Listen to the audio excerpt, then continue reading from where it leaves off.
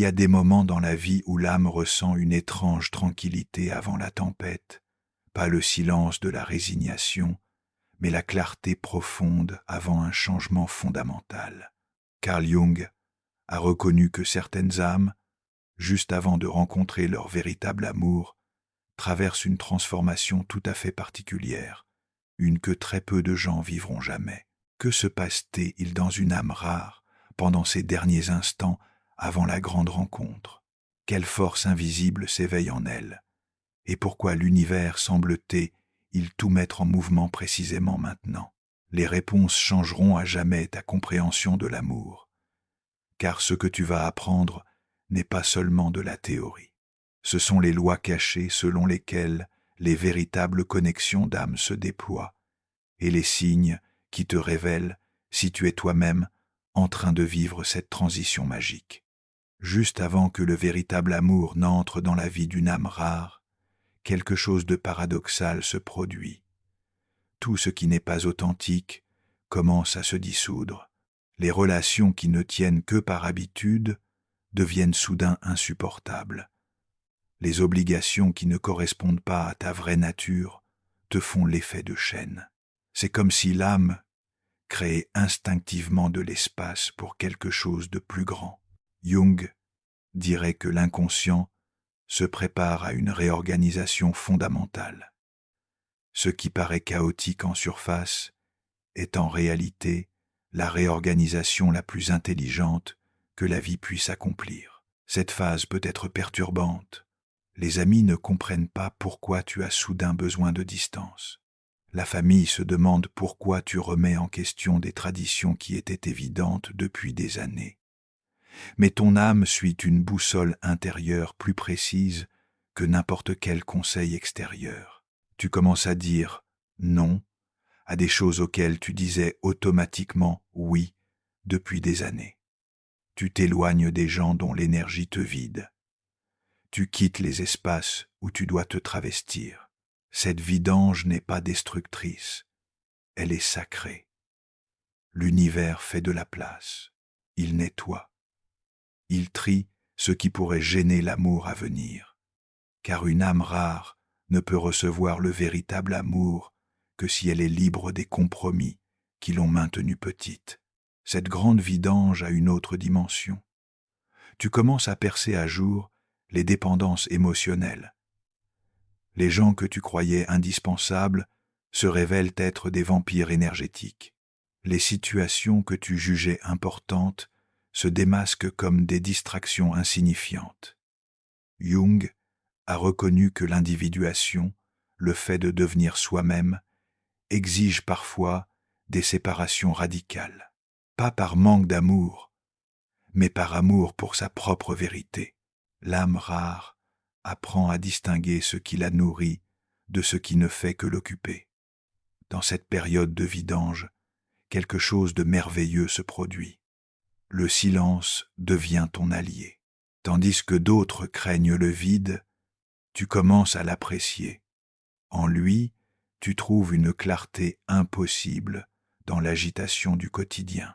Tu entends pour la première fois depuis longtemps ta propre voix, pas celle qui veut plaire aux autres, mais celle qui exprime ta vérité la plus profonde. Cette voix sera la boussole qui te guidera vers ton véritable amour. La vidange est aussi une purification. Les vieilles croyances sur l'amour, basées sur le manque et la peur, sont balayées. Tu commences à comprendre que l'amour ne signifie pas s'abandonner soi-même, mais se trouver si complètement que tu peux donner à partir de l'abondance. Tandis que les structures extérieures s'effondrent, quelque chose d'autre s'éveille. Une autorité intérieure plus forte que toutes les opinions extérieures.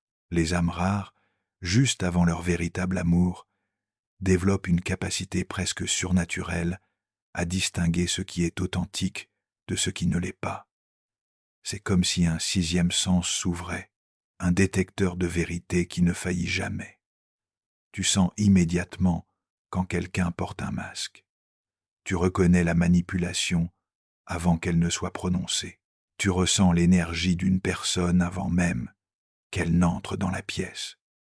Cette autorité intérieure nouvellement éveillée te rend d'abord solitaire, car soudain, tu vois à quel point les vraies rencontres sont rares dans le monde.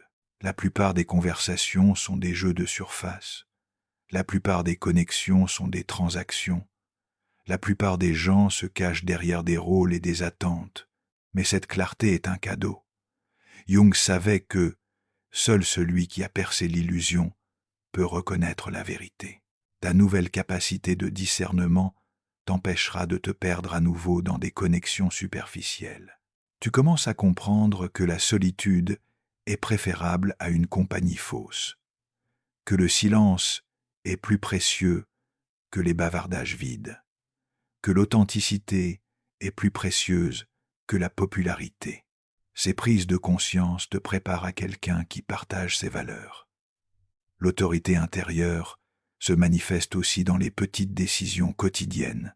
Tu n'achètes plus pour impressionner les autres, mais pour te faire vraiment plaisir. Tu ne choisis plus des activités parce qu'elles sont attendues socialement, mais parce qu'elles nourrissent ton âme. Tu arrêtes de t'excuser pour ta sensibilité. Tu ne caches plus ta profondeur par peur de submerger les autres.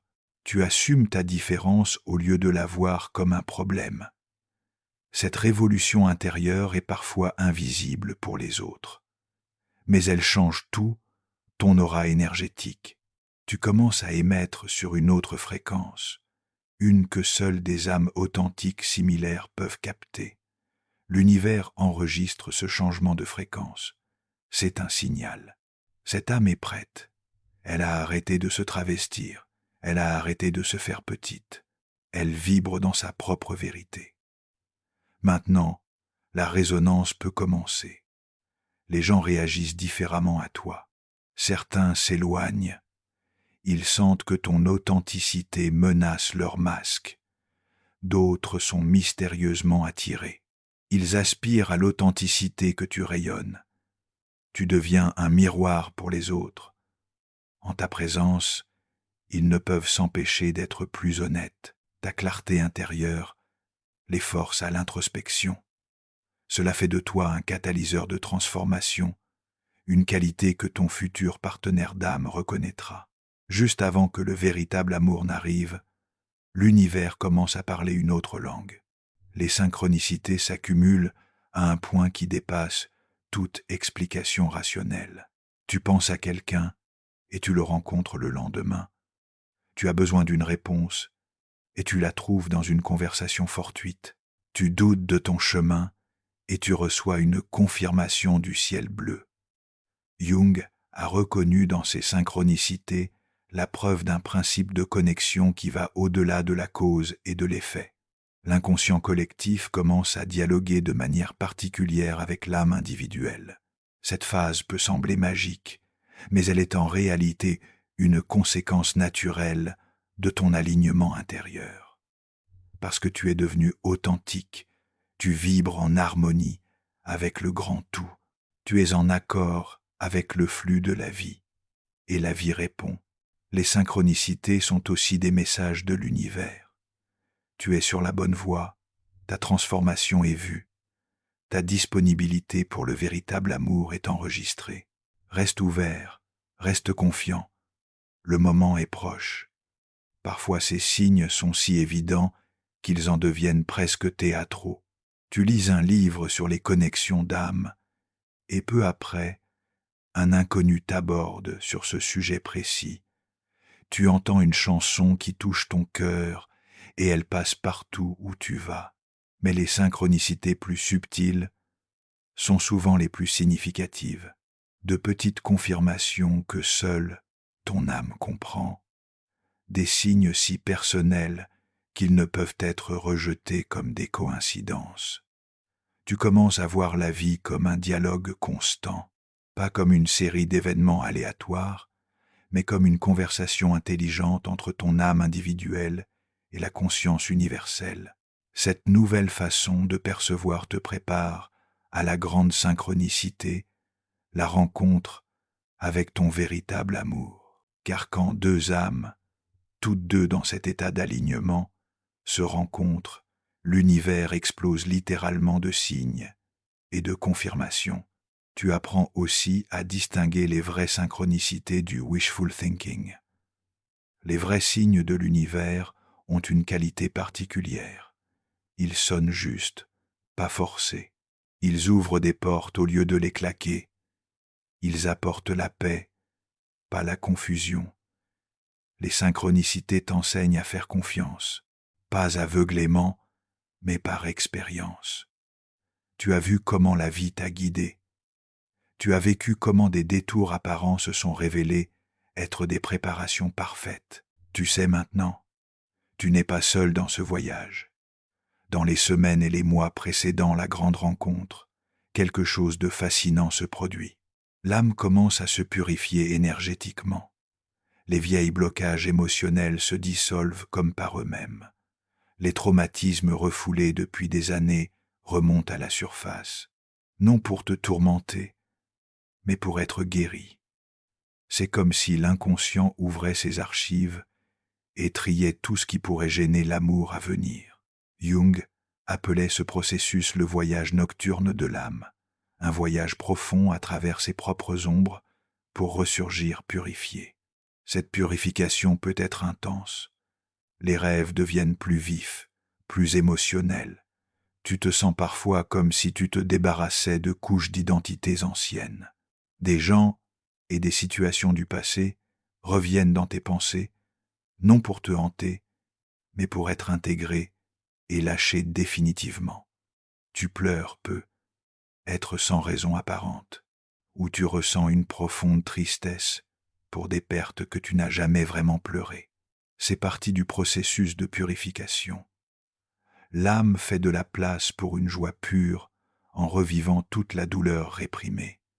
Physiquement, cela peut se manifester par de la fatigue. Tu as besoin de plus de sommeil, de plus de pause. C'est normal.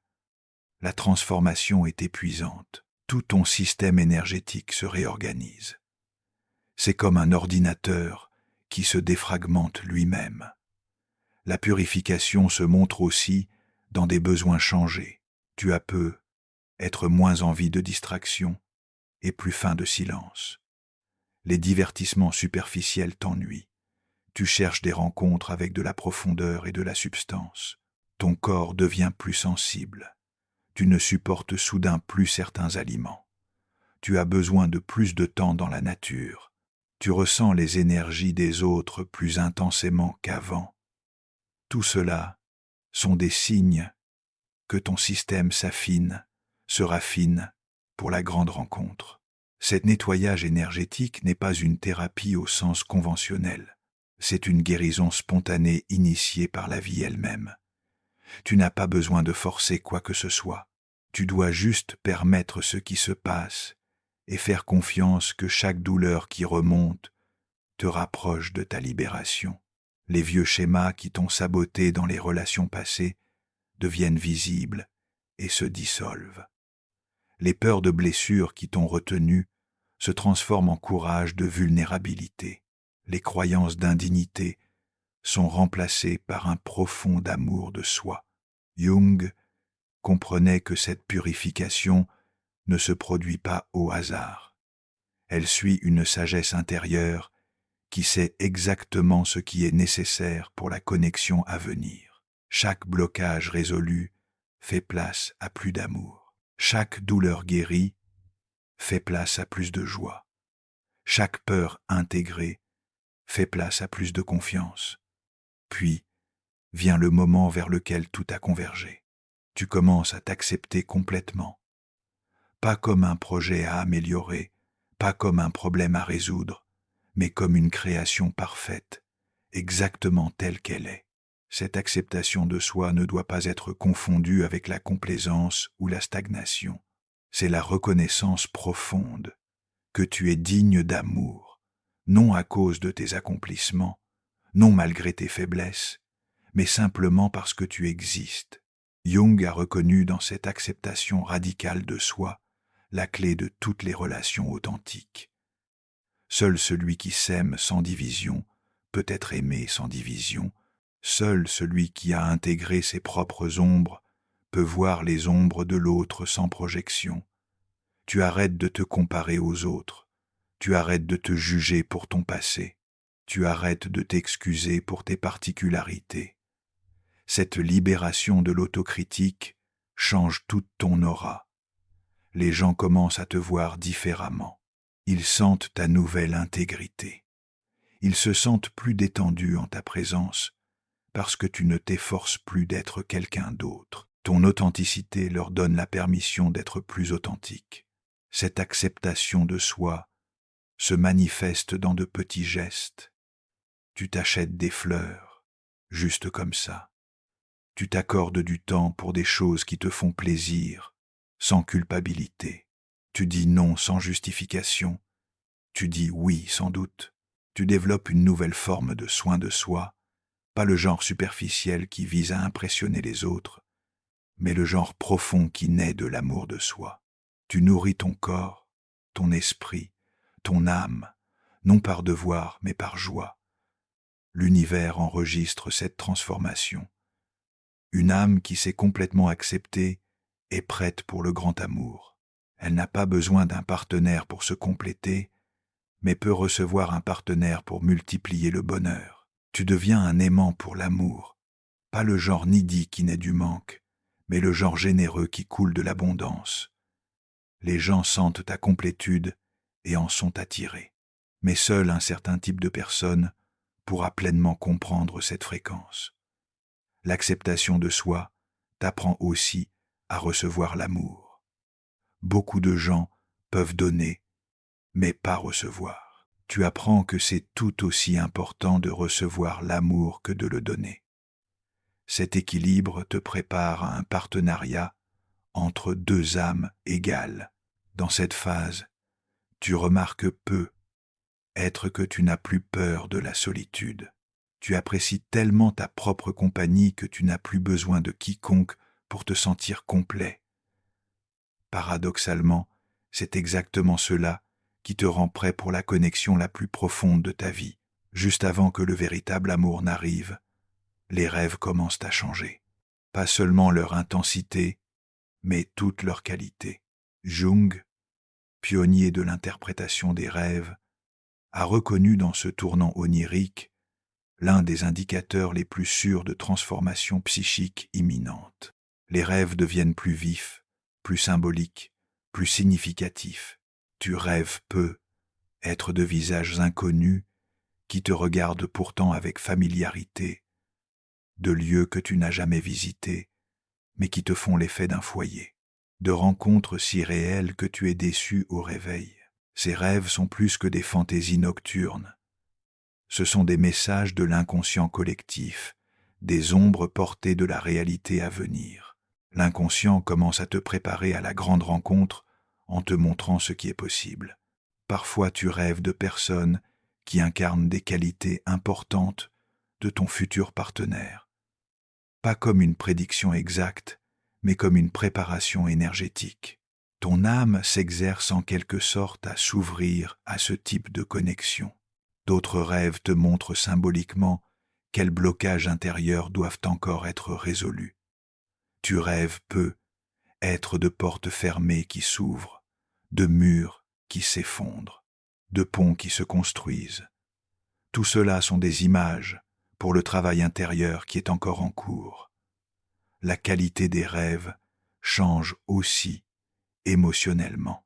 Tandis que les rêves antérieurs étaient souvent marqués par la peur, la confusion ou le stress, ils deviennent maintenant plus paisibles, plus pleins d'espoir, plus aimants. C'est comme si ton inconscient te signalait « Prépare-toi, quelque chose de beau arrive ».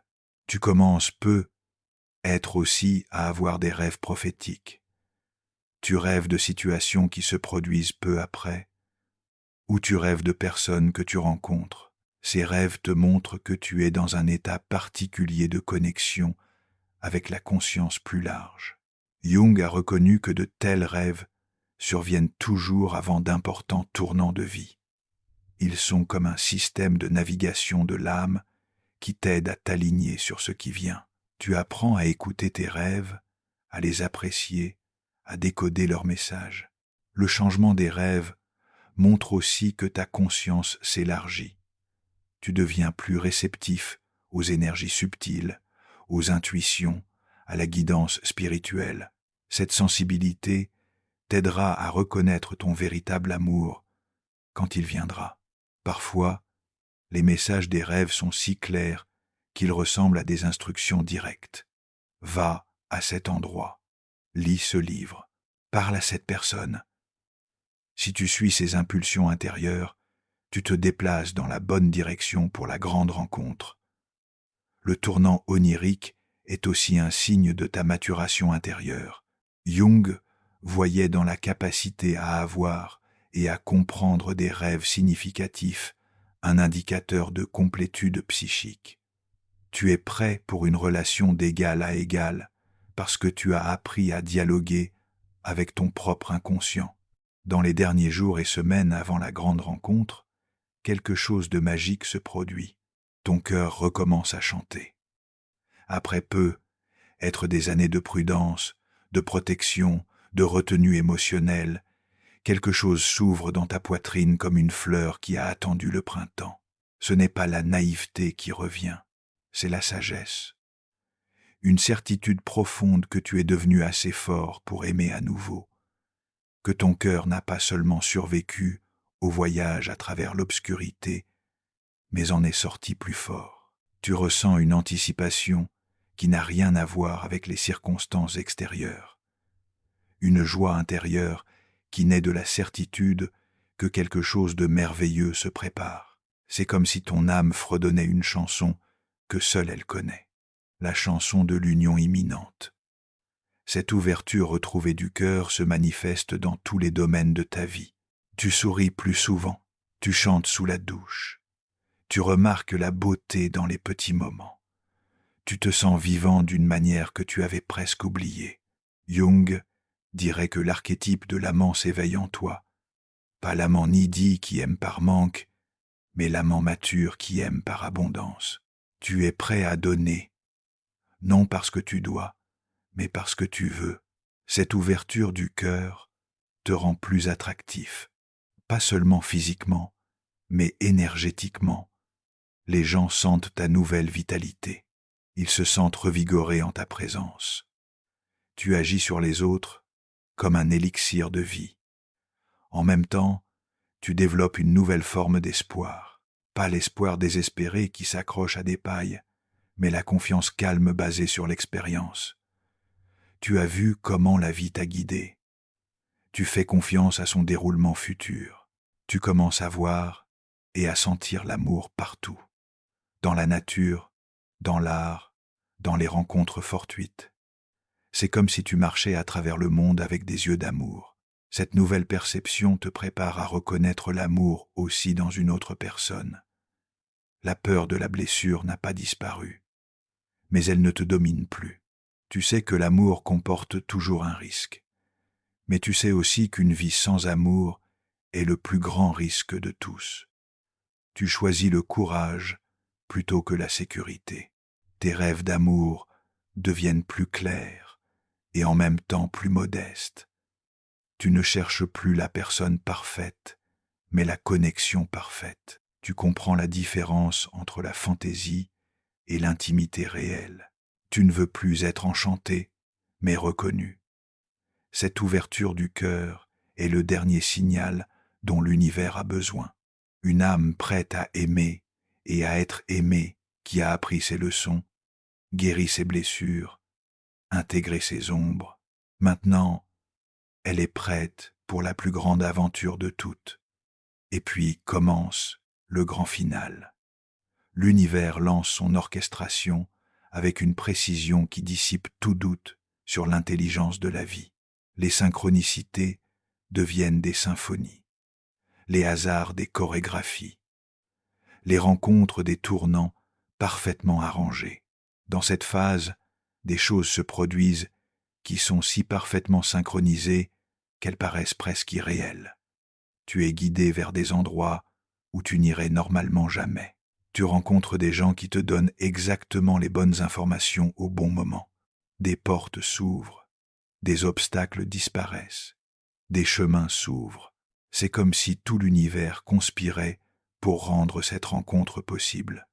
Jung a reconnu dans de telles phases l'action de la synchronicité au plus haut niveau, la connexion significative entre réalité intérieure et extérieure. Tu sens que quelque chose se prépare, mais tu ne peux pas encore dire exactement quoi. Il y a une tension dans l'air, une attente si grande qu'elle est presque palpable. Ton intuition est en alerte, tes sens aiguisés, ton cœur grand ouvert. Les gens de ton entourage remarquent le changement. Tu rayonnes, disent-ils, ou tu sembles si vivant. Ils ne peuvent pas nommer exactement ce qui est différent, mais ils le sentent. Tu émets sur une fréquence que seule une autre âme dans un état similaire peut capter. L'orchestration finale se manifeste aussi dans des détails apparemment insignifiants. Tu changes spontanément ton trajet habituel pour aller au travail. Tu acceptes de manière surprenante une invitation que tu aurais normalement refusée. Tu choisis le chemisier bleu au lieu du noir. Toutes ces petites décisions te rapprochent du moment de la rencontre. C'est comme un mécanisme d'horlogerie parfaitement réglé. Chaque rouage tourne au bon moment dans la bonne direction. L'univers n'arrange pas seulement tes mouvements, mais aussi ceux de ton futur partenaire. Vous êtes tous deux guidés par les mêmes forces invisibles. Dans cette phase, la confiance est tout. Tu dois lâcher le besoin de contrôler et de planifier. Tu te laisses guider par une sagesse plus grande que ton esprit. Tu suis ton intuition, même si elle te mène dans des directions inhabituelles. L'orchestration finale est aussi un test de ton courage. Suivras-tu la guidance? Reconnaîtras-tu les signes? Seras-tu prêt pour le saut dans l'inconnu quand le moment viendra? L'univers est patient avec les âmes rares, mais il attend aussi une participation. Tu dois contribuer à la chorégraphie. Tu dois être présent, attentif, prêt. La magie se produit dans la collaboration entre l'intelligence cosmique et la disponibilité humaine. Jung comprenait que ces orchestrations finales ne sont jamais aléatoires. Elles suivent les patterns plus profonds de l'inconscient collectif, les archétypes qui unissent les amants depuis les débuts de l'humanité. Tu deviens partie d'une histoire ancienne qui se raconte toujours à nouveau. Le temps de la préparation touche à sa fin. Les tests sont réussis, les leçons apprises, les blessures guéries. Tu es devenu qui tu devais être pour être prêt pour cet amour. Maintenant, l'univers commence à tisser les derniers fils. Bientôt viendra le moment vers lequel tout a convergé. La grande rencontre, l'union de deux âmes qui ont parcouru le long chemin de la préparation. Et quand cela se produira, tu comprendras que chaque étape du chemin était nécessaire.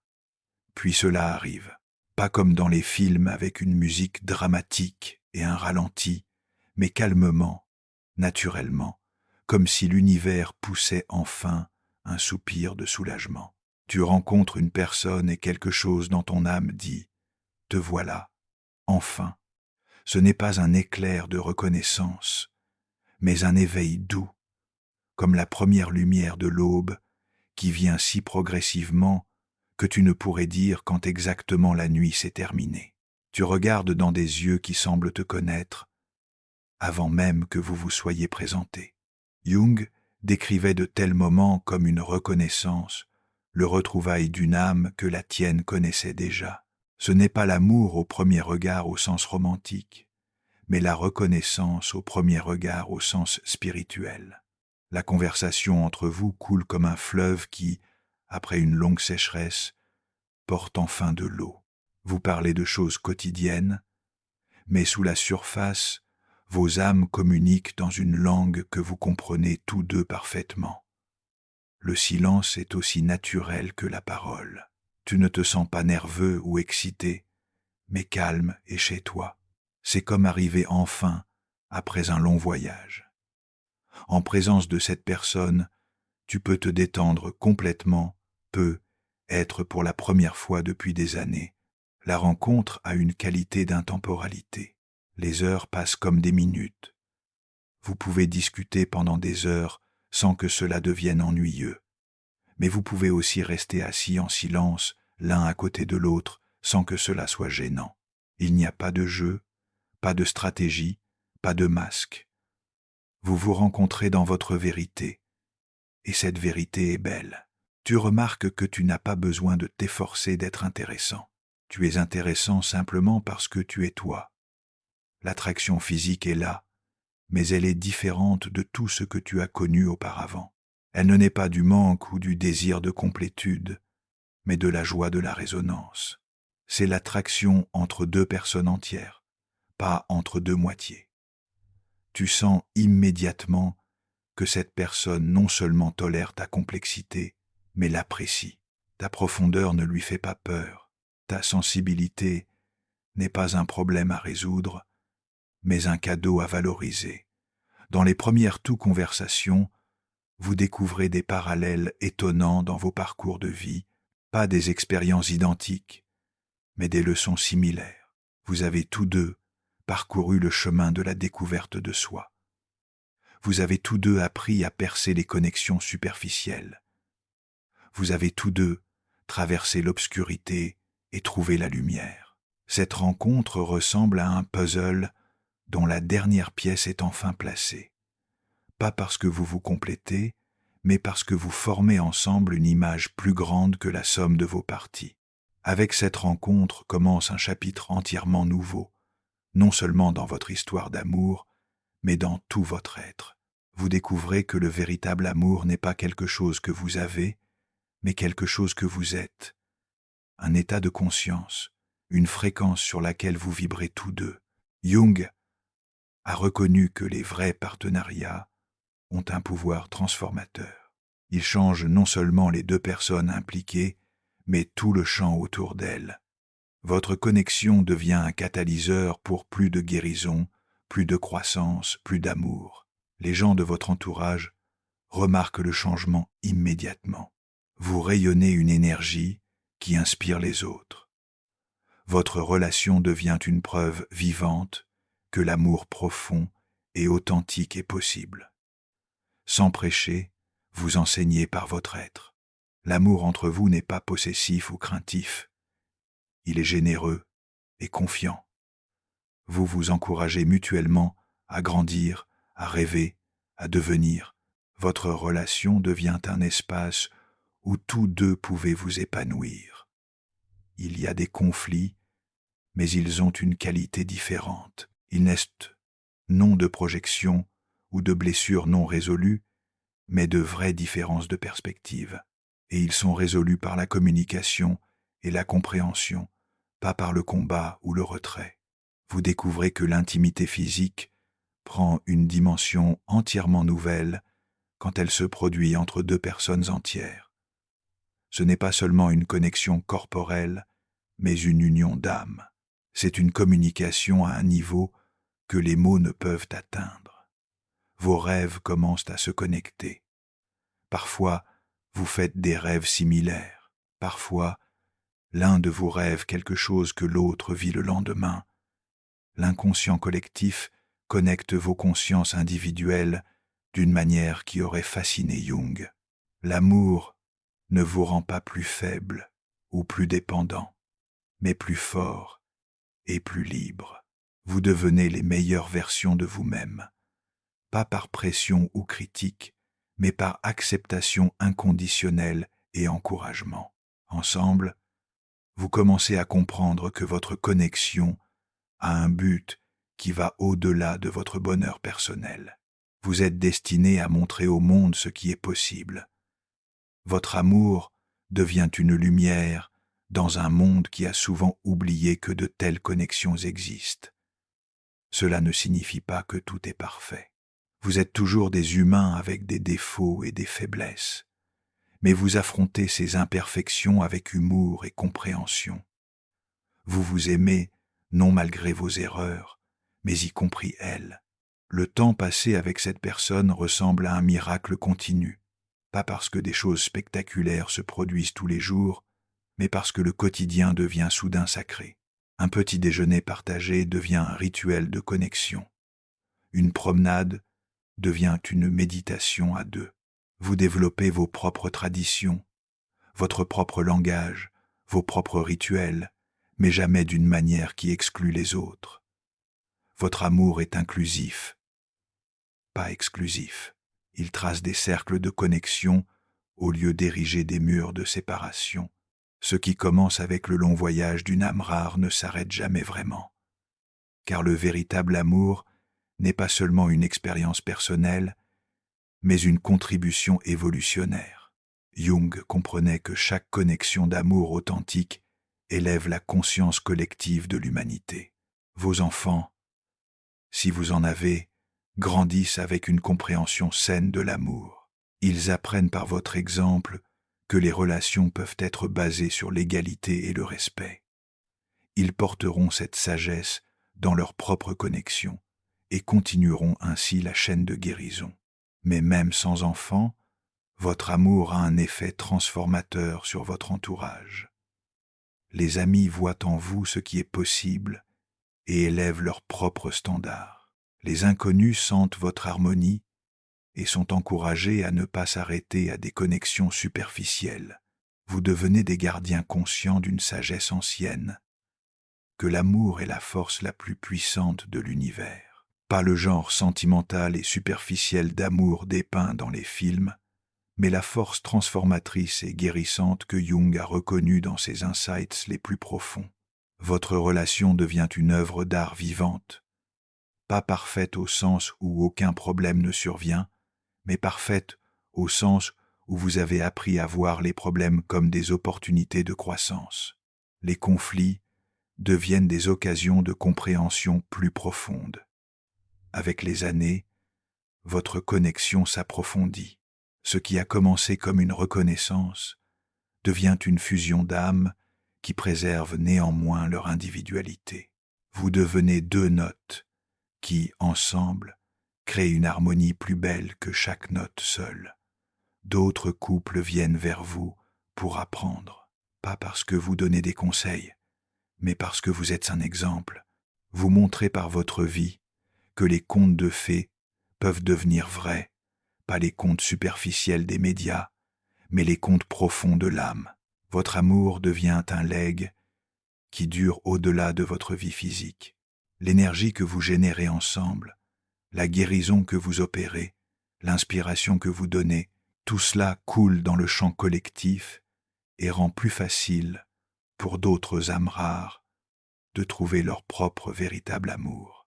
Jung croyait que le but ultime du développement humain est l'individuation, devenir ce que l'on est vraiment. Pour les âmes rares, le véritable amour est à la fois le catalyseur et le couronnement de ce processus.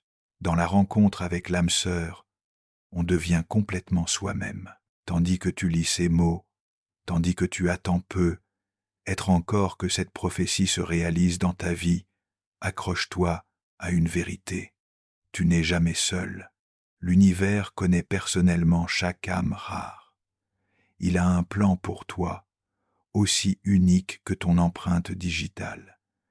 Chaque jour que tu attends est un jour de préparation. Chaque expérience que tu fais te forme en la personne que tu dois être pour reconnaître et recevoir ton véritable amour.